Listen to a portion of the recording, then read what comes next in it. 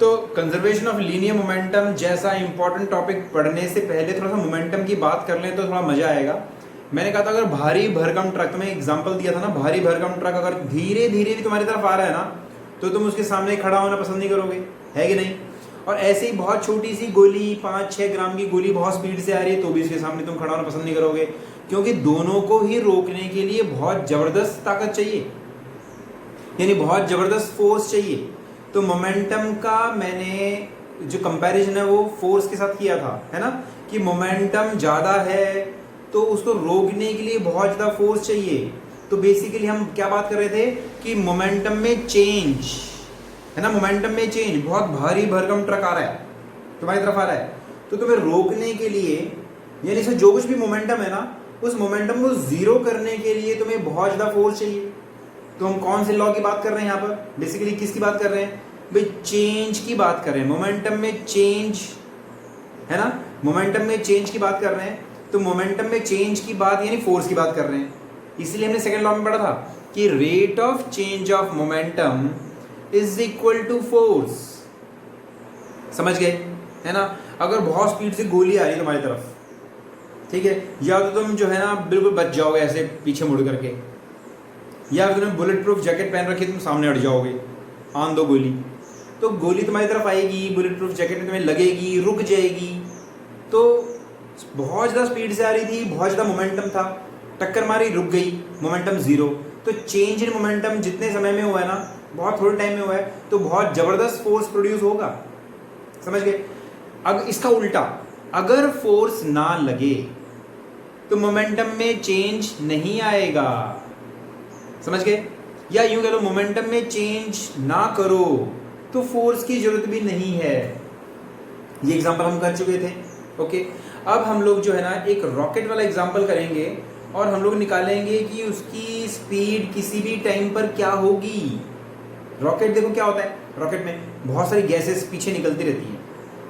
Gases कैसे? अंदर उसके ना प्रोपेलेंट होता है ना, प्रोपेलेंट फ्यूल्स होते हैं उसके अंदर। रॉकेट के अंदर कई हजार किलो जो है फ्यूल भरा जाता है, वो डिपेंड करता है कितनी दूर तुम्हें जाना है। तो वो फ्यूल को जला दिया जाता है, जैसे दिवाली के रॉकेट में होता है। दिवाली के रॉकेट में क्या होता है, सॉलिड फ्यूल होता है, वो तो अनकंट्रोल्ड होता है, जला दिया तो जलता रहेगा, उसको कंट्रोल नहीं कर सकते, वो पूरा जल के खत्म होगा। लेकिन जो रियल लाइफ की रॉकेट्स होती है ना, उसके अंदर लिक्विड प्रोपेलेंट होता है, लिक्विड प्रोपेलेंट, उसको कंट्रोल कर सकते हैं स्पीड के हिसाब से, ठीक है। तो लिक्विड प्रोपेलेंट जो है निकलता है, वो आग पकड़ता है, बहुत सारी गैसेस निकलती हैं पीछे की तरफ, तो मास डिक्रीज करता जाता है, स्पीड इंक्रीज करती जाती है। ये ठीक वैसे ही है जो हमने पढ़ा था ना बोट वाला एग्जांपल, कि एक बच्चा बोट में बैठा है और वो बहुत सारे पत्थर लेकर के बैठा है, और वो क्या करता है, वो बच्चा जो है पत्थर एक एक करके पत्थर को फेंक रहा है, ठीक है। तो स्पीड इंक्रीज कर रही है कि नहीं? मान लो हमारे पत्थरों का वजन है स्मॉल है हमारा, ठीक है, और बोट का मास है कैपिटल M। ओके, अब इस लड़के ने क्या किया, एक मास उठाया और फेंक दिया, तो मोमेंटम कहीं ना कहीं से मोमेंटम उसने प्रोड्यूस कर लिया ना, है ना। बाहर से कुछ नहीं हो रहा, सिर्फ बोट एंड बॉय, बस दो ही चीजें, boat, boy and balls, boat, boys and balls, तीन चीजें। तो बच्चे ने बॉल फेंकी या स्टोन फेंका, M मास का स्टोन V वेलोसिटी से फेंका, तो मोमेंटम कितना हुआ? तो मोमेंटम हुआ स्मॉल mv, इस तरफ मोमेंटम हुआ स्मॉल mv, ठीक है। और बोट का कितना हुआ? बोट का हुआ m into capital V। Conservation of momentum ये कहता है कि जितना मोमेंटम शुरू में था उतना ही रहेगा।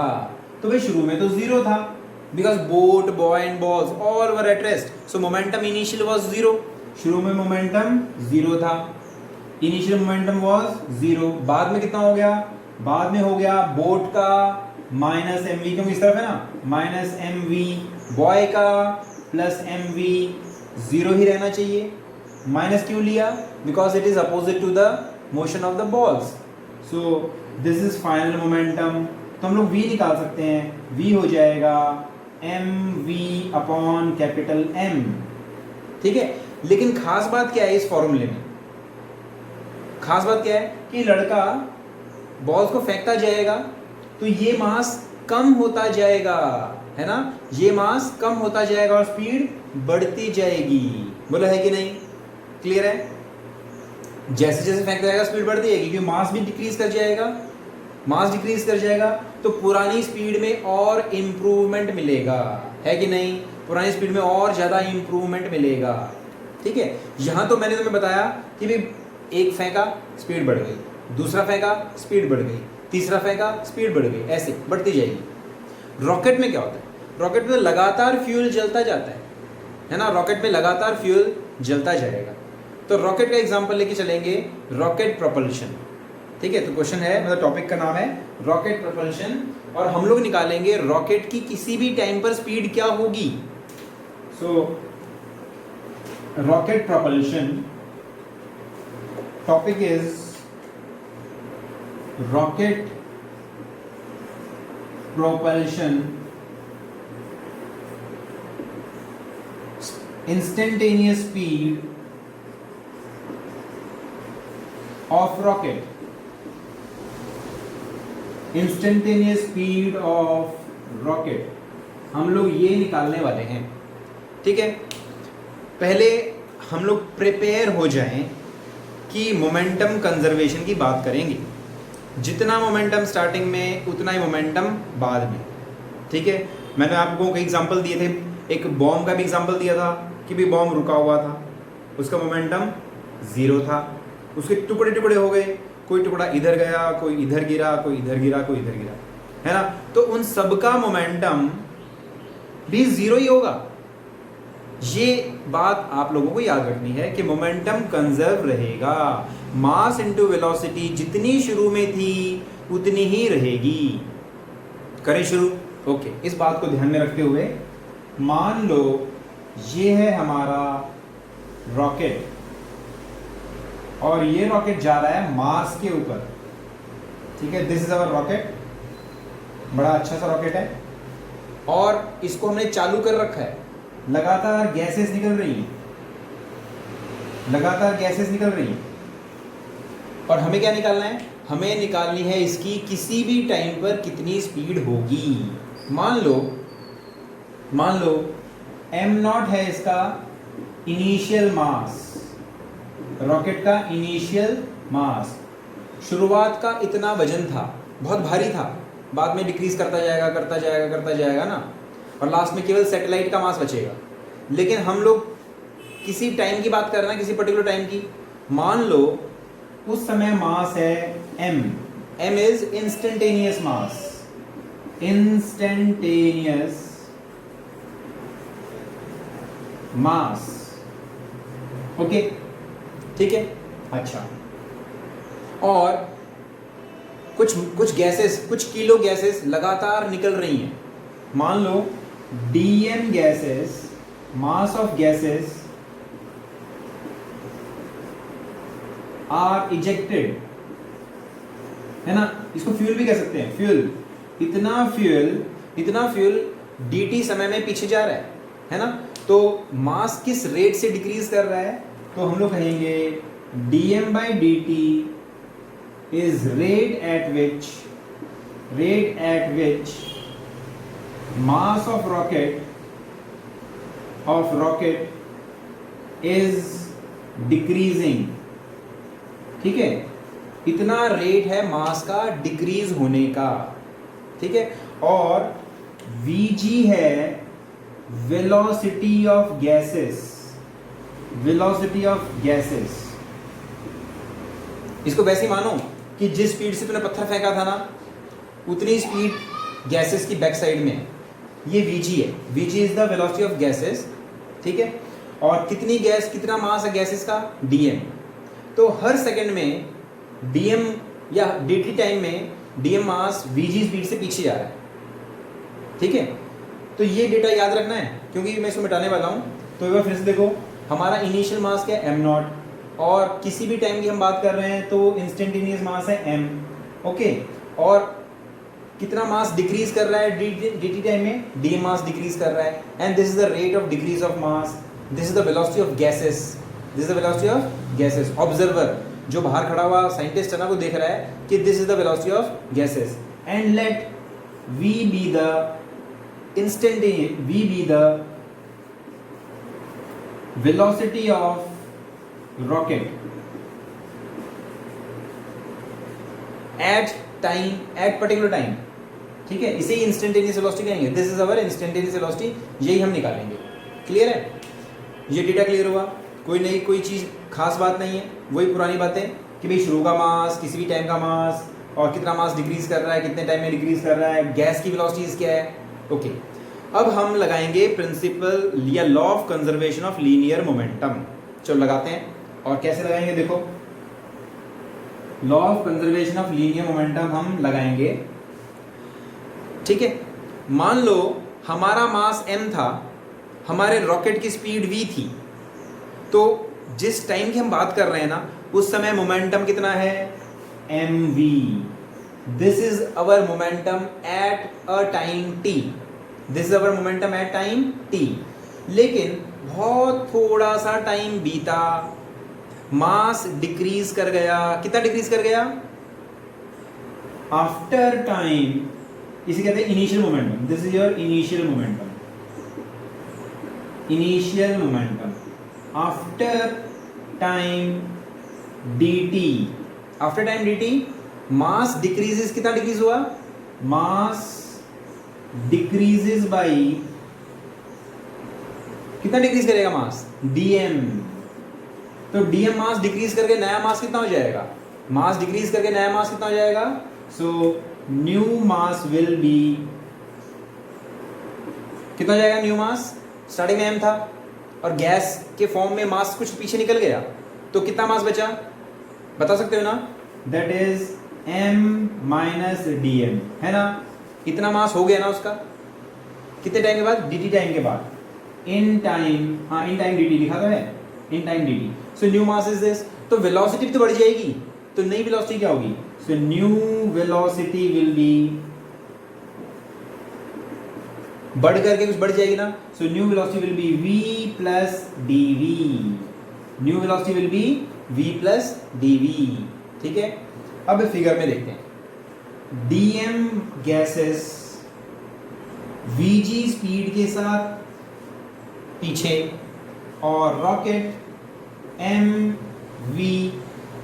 कुछ टाइम के बाद क्या हो जाएगा? कुछ टाइम के बाद इसका मास हो जाएगा m माइनस dm, और वेलोसिटी हो जाएगी v प्लस dv, है ना? तो अब हम इक्वेशन लिखेंगे कंजर्वेशन ऑफ लीनियर मोमेंटम की. स्टार्टिंग में मोमेंटम mv, बाद में मोमेंटम दिस थिंग, ये तो रॉकेट का है. ठीक है, इनिशियल मोमेंटम mv, बाद में मोमेंटम, इतना मास डिक्रीज कर गया, इतनी स्पीड इंक्रीज कर गई. This is the momentum of rocket. और साथ में गैसेस का मोमेंटम पीछे. ठीक है, गैस का मोमेंटम बैक साइड में. So what is the total momentum? आगे वाला मोमेंटम और पीछे वाला मोमेंटम. तो कंजर्वेशन ऑफ लीनियर मोमेंटम के हिसाब से लिखा, initial momentum is equal to बाद वाला momentum m minus dm into बढ़ी हुई वेलोसिटी. ठीक है, and momentum of the gases. Momentum of the gases is dm vg. dm vg. इसको प्लस लेंगे या माइनस लेंगे? यहां पर प्लस लिखूं या माइनस लिखूं? इसे प्लस लिखना चाहिए या माइनस लिखना चाहिए? ये तुम्हारे लिए क्वेश्चन है. इसको प्लस लिखें या माइनस लिखें? dm vg को माइनस लिखेंगे ना? क्यों माइनस लिखेंगे? माइनस क्यों लिखेंगे? अब ये बताओ, माइनस क्यों लिखेंगे? क्योंकि मोमेंटम कैसी क्वांटिटी है? Momentum is vector quantity. तो डायरेक्शन का ध्यान रखना पड़ेगा. ठीक है, तो ये वाला मोमेंटम भी ऊपर की तरफ था, ये वाला मोमेंटम भी ऊपर की तरफ है, ये मोमेंटम नीचे की तरफ है. इसीलिए ये बात क्लियर है सभी को? This is the heart of the discussion. ये जो मैंने इक्वेशन लिखी है, इसी से हम सारा काम शुरू करेंगे. इसके बाद तो मैथमेटिक्स है सारी, बस ये इंपॉर्टेंट फिजिक्स का लास्ट स्टेप है. ठीक है, इसके बाद सारा मैथमेटिक्स है. अब ये चीज क्लियर हुई तो सब कुछ क्लियर होगा. बोलो, ये चीज क्लियर है सभी को? Is this clear to everybody? Yes, is it clear? अगर नहीं है तो फिर से बताऊं, is it clear to everybody? बताओ भाई. सभी को क्लियर है? बोलो भाई, बोलो भाई, बोलो। अंशुल क्लियर है? मुकुल एंड देवांश, बता भाई देवांश क्लियर है क्या? Okay, very good. Mukul repeat कर दो। ओके, अच्छा रिपीट करने से पहले, रिपीट मतलब जिसको समझ में आ गया वो भी सुनो ध्यान से। हम लोग बेसिकली क्या यूज कर रहे हैं, क्या कॉन्सेप्ट यूज कर रहे हैं? पहली बात तो दिमाग में ये रखो कि रॉकेट को हम लोग ज्यादातर छोटी क्लासेस में कहते हैं ना, एक्शन और रिएक्शन कहते हैं। भाई गैसेस पीछे गई, रॉकेट आगे गई, ऐसे कहते हैं ना। लेकिन यहाँ पर हम लोग principle of conservation of linear momentum लगा रहे हैं। जितना मोमेंटम स्टार्टिंग में उतना मोमेंटम बाद में। स्टार्टिंग में मोमेंटम कितना है? This is the momentum in the beginning, मतलब किसी टाइम की बात कर रहे हैं। स्टार्टिंग में नहीं, बिल्कुल स्टार्टिंग में नहीं, स्टार्टिंग में रॉकेट रेस्ट पे थी, ठीक है। हम लोग किसी टाइम की बात कर रहे हैं, किसी पर्टिकुलर टाइम पर इतना मोमेंटम हमारी रॉकेट का है। थोड़ा सा टाइम और बीत गया तो मास डिक्रीज करके बन गया m माइनस डी एम, और स्पीड बढ़ गई v प्लस डी वी। तो मोमेंटम कितना हुआ? कितना हुआ ना? मास डिक्रीज कर गया, स्पीड बढ़ गई। This is a new momentum of the rocket and the gases in the backward direction, ठीक है। तो टोटल मोमेंटम कितना हुआ? Initial momentum, total momentum of the rocket end of the gases, ठीक है। डायरेक्शन हिसाब से हमने लिख लिया। क्लियर है? समझ गए? मास डिक्रीज कर गया, स्पीड इंक्रीज कर गई, मोमेंटम सेम रहा। जितना मोमेंटम स्टार्टिंग में था उतना ही मोमेंटम बाद में है, बिकॉज कोई बाहर से फोर्स नहीं लग रहा इस रॉकेट पे, बाहर से कुछ नहीं हो रहा, सब कुछ रॉकेट के अंदर ही है, सराउंडिंग का कुछ भी नहीं है इसमें, ठीक है। अचानक से रॉकेट ने बहुत सारी गैसेस छोड़नी शुरू कर दी, बाहर से क्या हुआ? कुछ भी नहीं हुआ, ठीक है ना। तो जितना मोमेंटम स्टार्टिंग में उतना ही मोमेंटम बाद में। यही तो प्रिंसिपल ऑफ कंजर्वेशन ऑफ या law of conservation of linear momentum है। क्लियर? इस इक्वेशन को लेके हम आगे चलेंगे और अब सिर्फ और सिर्फ मैथमेटिक्स रह जाती है, उसको हम सॉल्व करेंगे। क्लियर है? ओके, सो इस स्टेप को आगे लिखेंगे हम लोग। इसको ओपन करेंगे तो हमें मिला mv is equal to mv plus mdv minus dmv and minus dmdv and minus dmvg। Just हमने ओपन किया, कुछ नहीं किया। mv से mv कट गया, इसको इग्नोर कर दिया, दिस इज इग्नोर्ड। इसको इग्नोर क्यों किया? Because small mass and small change in velocity. ये मास भी बहुत स्मॉल है और वेलोसिटी में चेंज भी बहुत स्मॉल है, तो इसको हम लोग इग्नोर कर देंगे। स्मॉल चीज को मल्टीप्लाई करते हैं, two small things are multiplied, we get a still smaller thing. So we have mdv minus dmv minus dmvg is equal to 0, क्योंकि यहाँ 0 हो गया। क्लियर है? मैथमेटिक्स और कुछ नहीं। हमें क्या चाहिए? हमें तो v चाहिए, तो हम क्या करेंगे? Will do something. So mdv is equal to dmv plus vg। देख रहे हो? ठीक है, इसको यहाँ पर लेकर के गए। क्लियर? मैंने ठीक लिखा ना? कुछ मिस्टेक तो नहीं कर दी? mdv minus dmv minus dmvg, okay. तो ये इधर जाके प्लस हो गया। So we have what we have this thing, हमें ये चीज मिली। ओके, क्लियर है? कोई प्रॉब्लम नहीं? ओके। अब देखो ये चीज क्या है? What is this? This is the velocity of gases, this is the velocity of rocket, this is the velocity of gases, this is the velocity of rocket, है ना? Velocity of gases, velocity of rocket. तो अगर मैं कहूं कि velocity of gases with respect to rocket क्या होगी? यही तो होगी, है ना? Velocity of gases with respect to rocket, यही तो होगी, है कि नहीं? सो इसे हम लिखेंगे mdv is equal to dm, इसको नाम दे देते हैं u। u is velocity of gases with respect to rocket. Okay, clear? This is the velocity of gases with respect to rocket, इसको हमने नाम दिया है u, we have given it a name new. So अब देखो dm, इसको ऐसे लिख लेते हैं, इसको हम लिख लेते हैं dv is equal to dm by m into u। क्या मतलब हुआ इसका, अगर इतना मास डिक्रीज करता है तो इतनी स्पीड इंक्रीज करती है। यहां देखो इस इक्वेशन में खास बात क्या नजर आ रही है, if this is the decrease in mass then this is the increase in velocity, है कि नहीं, साफ साफ नजर आ रहा है। अगर इतना मास डिक्रीज करता है तो इतनी वेलोसिटी इंक्रीज कर जाती है। इसमें देखो मैंने कहीं शायद मैंने ओपन करते समय कोई मिस्टेक करी है, एक बार लग रहा है मुझे, क्योंकि यहाँ माइनस साइन आना चाहिए, माइनस साइन नजर नहीं आ रहा मुझे। एक बार देखो कहीं मैंने कहाँ मिस्टेक करी है, दोबारा से इस इक्वेशन में लिखते हैं और ओपन करके देखते हैं कि मिस्टेक तो नहीं हो रही है, क्योंकि माइनस साइन जो आना चाहिए वो नहीं आ रहा है। तो हमने लिखा था M V is equal to M minus D M V plus D V and minus D M V G, है ना। इसको ओपन करेंगे क्या मिलता है, एम वी और एम डी वी और माइनस, हाँ ये प्लस है ना, M D V and this is minus D M V and minus D M D V and minus D M V G, ठीक लिखा है। और हमारा एम वी और एम वी कैंसिल हो जाता है, तो हमें मिलता है एम डी वी मिलता है और माइनस डी एम वी मिलता है। इसको हमने इग्नोर किया था, डी एम वी जी मिलता है। और हमने क्या किया इसके अंदर, हम लोगों ने हमने किसको कॉमन निकाला था, M V M D V और D M V D M D V, इसको तो इग्नोर कर दिया था, हमने ये लिखा, तो एम डी वी ये वाला आ गया और माइनस डी एम वी ये वाली टर्म यहाँ पर आ गई, डी एम वी जी यहाँ पर आ गई।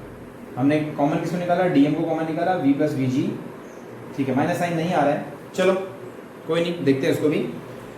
तो इससे क्या क्लियर होता है कि अगर इतना मास डिक्रीज करता है तो इतनी स्पीड इंक्रीज करती है।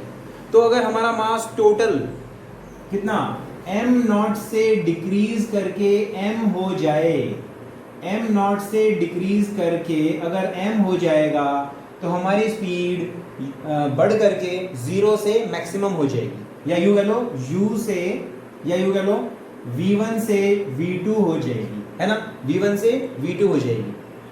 तो इंटीग्रेटिंग बोथ द साइड्स, अब हम इसको इंटीग्रेट कर देंगे। अगले स्टेप में लिखता हूं इसको मैं, इंटीग्रेटिंग वी गेट, इसको इंटीग्रेट करेंगे क्योंकि हम देख रहे हैं कि इतने इतने स्टेप्स में हमारी स्पीड बढ़ती जाएगी। तो हम लिखेंगे D V is equal to D M by M into you. और हमारी स्पीड कहाँ से इंक्रीज हुई है, हमारी स्पीड इंक्रीज हो रही है यू मान लो v नॉट से v और मास m नॉट से m। ओके, तो क्या मिला इंटीग्रेट करके, हमें मिला v लिमिट्स v नॉट से v, और इधर इसकी इंटीग्रेशन होगी log m, special integration and u, और m नॉट से m।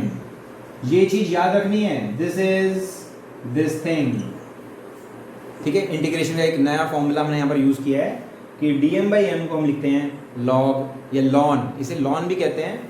इसका मतलब ऐसे लिख सकते हैं इसको, log to the base e is equal to ln, ln, ठीक है। तो हमें मिला v minus V naught is equal to u ln m minus ln m naught, ठीक है। So v minus V naught is equal to u ln m by m naught, ऐसे लिख सकते हैं, ठीक है। और इसको लिख सकते हैं v is equal to v naught plus u ln, उल्टा कर देंगे, बल्कि ऐसे m बाई m नॉट लिख लो इसको। और अगले स्टेप में हम लिख सकते हैं कि v is equal to v naught minus u ln m naught by m। इससे हमें मिलेगी इंस्टेंटेनियस स्पीड, ये होगी हमारी instantaneous speed of the rocket. ये वाला, ये इंटीग्रेशन का एक फॉर्मूला है, क्या है, dx by x is equal to log to the base e x होता है। इसको हम लोग ऐसे भी लिख सकते हैं। ये फॉर्मूला यूज किया हमने यहाँ पर इंटीग्रेशन का, देख रहे हो, ये वाला फॉर्मूला हमने यूज किया है इंटीग्रेशन के लिए। ये वाला फॉर्मूला अगर इस तरीके से इस फॉर्म में आता है तो हम एक नया फॉर्मूला यूज करते हैं, इसको भी अपनी लिस्ट में जोड़ लो कि अगर dx बाई एक्स होता है तो उसकी इंटीग्रेशन होती है log x, log to the base e x. या इसको जस्ट तुम याद रखो, ठीक है, जब इसे यूज आएगा मैं तुम्हें बताऊंगा कैसे यूज करना है। फिलहाल जस्ट तुम इसको ऐसे कैसे समझ लो कि भाई इंटीग्रेशन इस तरीके से हम लोग करते हैं। हाँ, m बाई एम नॉट है ना, m बाई एम नॉट को हम लोग m नॉट बाई एम भी कर सकते हैं अगर माइनस साइन होगा, ठीक है। ऐसे इसलिए किया है कि m बाई एम नॉट है तो माइनस करके m naught by m reverse कर दिया, क्योंकि देखो यहाँ पर क्या कर सकते हैं, यहाँ पर माइनस साइन अगर बाहर ले लूंगा, माइनस साइन बाहर ले लूंगा तो m नॉट आगे आ जाएगा, m पीछे आ जाएगा, है ना। तो माइनस साइन लेकर के m नॉट ऊपर हो जाएगा, m नीचे हो जाएगा। तो इस तरीके से हमें मिलती है instantaneous velocity of the rocket. Clear है? मैंने बताया था ना, सारा मैथमेटिक्स से पहली वाली जो इक्वेशन हमने लिखी थी स्टार्टिंग में वही इंपॉर्टेंट टर्म है, उसी को यूज करके हमने ये सारा किया है। बोलो क्लियर है सभी को? वो वाली इक्वेशन क्लियर है? ये तो मैथमेटिक्स है सारा, और लास्ट में हमें मिली instantaneous velocity of the rocket. इसमें कुछ भी फिजिक्स की चीज़, ऐसी चीज़ समझने की नहीं है।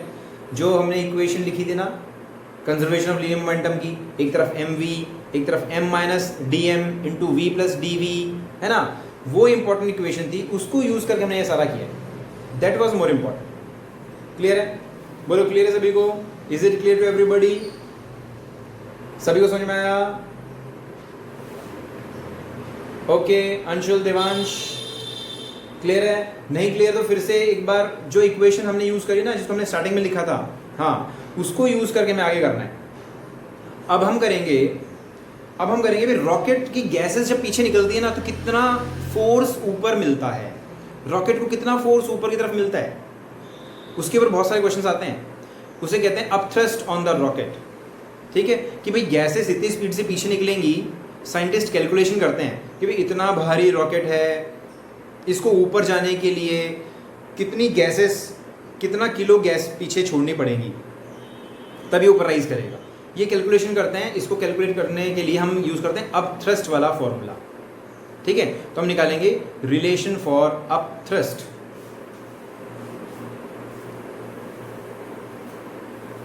Relation for upthrust. अच्छा, ओके, इस अपथ्रस्ट वाले फॉर्मूले को ना बहुत बार यूज करेंगे हम लोग अलग अलग न्यूमेरिकल्स में। जैसे यहाँ तो गैसेस पीछे जा रही हैं तो ऊपर की तरफ फोर्स प्रोड्यूस करेंगी, थ्रस्ट प्रोड्यूस करेंगी। कभी कभी पानी लेकर के प्रेशर से दीवार पे मारते हो, ठीक है, तो पानी प्रेशर से दीवार पे गिरता है तो थ्रस्ट पैदा करता है।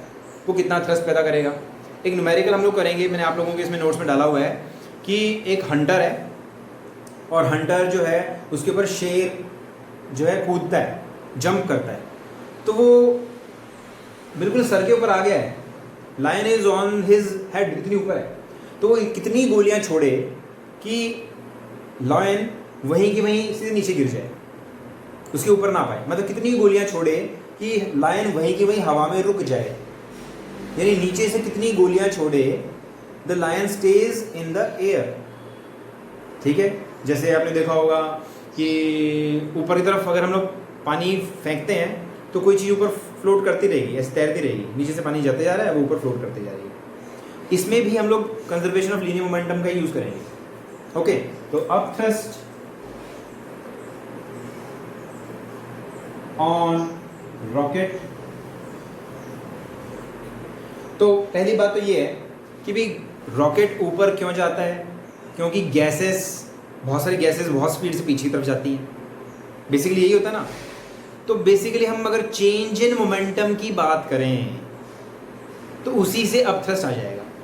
सो this is the rate of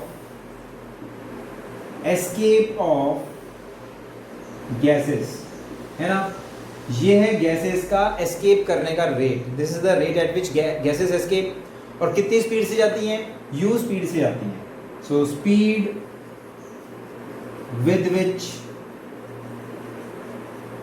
gases escape is equal to u. Momentum of the gases, momentum of gases कितना होगा, मोमेंटम ऑफ गैसेस कितना होगा, dm इंटू यू, है ना, dm इंटू यू। और कितना फोर्स प्रोड्यूस करेगा, in टाइम dt, फोर्स कितना हो जाएगा, force will be, F will be dm by dt into u. Rate of change of momentum, ये क्या है, मोमेंटम तो है, so F is equal to change in momentum upon time, change in momentum upon time. Momentum में change है ना, dm u, और time, यही तो फोर्स है, यही फोर्स रॉकेट पे लगेगा, इसी को कहते हैं upthrust. This is the force which the rocket will experience in the upward direction. समझ गए, यही फोर्स रॉकेट को ऊपर लेके जाएगा। और अगर हम कहेंगे एक्सेलरेशन क्या होगी, रॉकेट की एक्सेलरेशन क्या होगी, अगर हम ग्रेविटी को इग्नोर करें ना, तो एक्सेलरेशन विल बी, तो लिख लेते हैं acceleration of the gases will be, क्योंकि फोर्स कितना हुआ, अपथ्रस्ट हुआ हमारा, upthrust F is equal to dm by dt into u। so acceleration of rocket ignoring gravity, अगर हम ग्रेविटी को भूल जाएं, ignoring gravity, ठीक है, क्योंकि ग्रेविटी का फोर्स पीछे लग रहा है ना, ग्रेविटी का फोर्स पीछे लग रहा है, ग्रेविटी को हम भूल जाएं, तो एक्सेलरेशन होगी mass into acceleration dm by dt into u। so acceleration of the rocket will be dm by dt into u upon m। this will be the acceleration, ठीक है। लेकिन अगर ग्रेविटी को भी कंसिडर करके चलें तो क्या होगा, अब करते हैं ग्रेविटी को कंसिडर करके कि रॉकेट पे नेट फोर्स, नेट एक्सेलरेशन क्या होगी अगर हम ग्रेविटी को इग्नोर ना करें। सो नेक्स्ट इज, हमारे रॉकेट पे एक्सेलरेशन क्या होगी, दिस इज द रॉकेट, इसमें फोर्स कौन सा लग रहा है, this is the force acting in the upward direction, dm by dt into u, यही तो अपथ्रस्ट है ना, और फोर्स कितना है, this is mg, force acting in the downward is mg।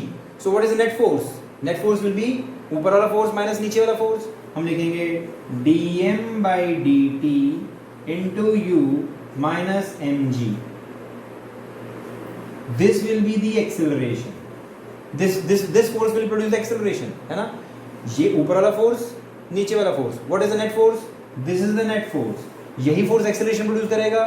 So ma is equal to this thing, so acceleration will be dm by dt into u upon m minus g। this will be the acceleration of the rocket, अगर हम gravity का भी ध्यान रखें। Clear है, ठीक है।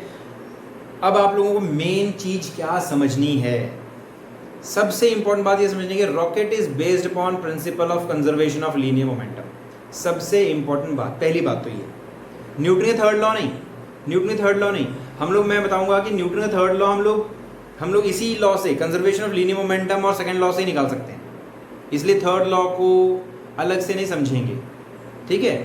Third law के ऊपर बेस्ड छोटे बच्चों को बताया जाता है, बड़े बच्चों को मोमेंटम का कॉन्सेप्ट डाल करके, चेंज इन मोमेंटम की बात करके बताया जाता है कि रॉकेट का बेसिक प्रिंसिपल है कंजर्वेशन ऑफ लीनियर मोमेंटम, ठीक है। अच्छा, दूसरी बात, हमने कंजर्वेशन ऑफ लीनियर मोमेंटम को यूज़ करना भी देखा कि किस तरीके से मास डिक्रीज करता है, स्पीड इंक्रीज करती है, मोमेंटम सेम रहता है, लास्ट में रॉकेट बिल्कुल हल्की हो जाएगी, बिल्कुल हल्की हो जाएगी, तो स्पीड बहुत ज़बरदस्त होगी, है ना, स्पीड बहुत ज़बरदस्त होगी, तभी तो अर्थ की ग्रेविटी से वो एस्केप कर जाता है, कभी वापस नहीं आता है कि नहीं। लास्ट में speed will be very less and hence sorry mass will be very less, so speed will be very very large. जैसे मान लो बोट वाला एग्जांपल ले रहे थे, अगर तुम बिल्कुल खाली हो जाओगे ना, अगर पत्थर बिल्कुल खाली हो जाएंगे, तुम और बोट बचेगी, तो तुम्हारी स्पीड काफ़ी बढ़ चुकी होगी, है कि नहीं। तो कंजर्वेशन लीनियर मोमेंटम और हमने रॉकेट के एग्जांपल लेके उसकी इंस्टेंटेनियस स्पीड निकाली और अब थ्रस्ट भी निकाला, ठीक है। ये नोट्स मैं आप लोगों को भेज दूंगा, अभी आप लोगों ने स्टडी करना रॉकेट वाले प्रिंसिपल को अच्छे से। हाँ, जो लास्ट में क्वेश्चन है ना, m को नीचे डिवाइड कर दिया, m नीचे पहुंच गया, इधर भी m और इधर भी m है ना। जो m है वो इसके डिनोमिनेटर में भी आ गया और इसके डिनोमिनेटर में भी आ गया। सो m से m कैंसिल हो गया, तो हमें मिला a is equal to dm/dt और u/m माइनस g, तो g बचा। तो ये आ गई एक्सेलरेशन जब हम ग्रेविटी को भी कंसिडर करेंगे। बोलो क्लियर हुई सबको बात? इंपॉर्टेंट टॉपिक, बहुत इंपॉर्टेंट, कंपटीशन वालों के लिए बहुत इंपॉर्टेंट है। अब थ्रस्ट निकालना, ग्रेविटी वाला और बिना ग्रेविटी वाला दोनों केस, ये बिना ग्रेविटी वाला है और ग्रेविटी वाला। अब थ्रस्ट निकालना, एक्सेलरेशन निकालना, बिना ग्रेविटी, सॉरी ग्रेविटी के साथ और बिना ग्रेविटी दोनों केस हमने करे। क्लियर? तो कुछ एग्जांपल्स हम कल करेंगे एक्सप्लोजन वाले, कोलिजन और एक्सप्लोजन वाले क्वेश्चंस करेंगे, जिसमें कई सारे टुकड़े टूट के इधर जाता है इधर जाता है, हम स्पीड्स निकालेंगे। ठीक है, तो आज इतना ही करते हैं और मैं भी नोट्स भेज रहा हूँ उनको स्टडी करना अच्छे से। Okay, see you, enjoy the rain.